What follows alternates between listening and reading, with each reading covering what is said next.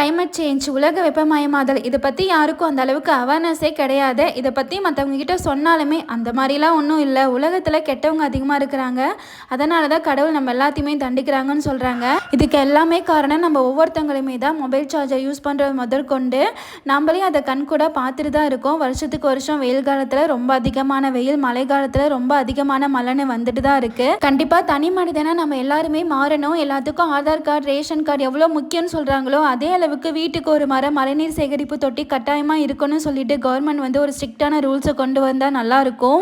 சொர்க்கமாக இருக்க வேண்டிய பூமியை நம்ம எல்லாரும் நரகமாக மாற்றிட்டு இருக்கோம். ஆல்ரெடி எக்கச்சக்கமான பிளாஸ்டிக் கழிவுகள்லாம் சேர்ந்துருக்கு. நம்மளுடைய பசங்களுக்கு பணம், காசு, நகைன்னு சேர்த்து வைக்கிறோம். நாளைக்கு அதெல்லாம் இருக்கும். மரம், தண்ணி, விளைச்சல் இல்லைன்னா ஒன்றும் பண்ண முடியாது.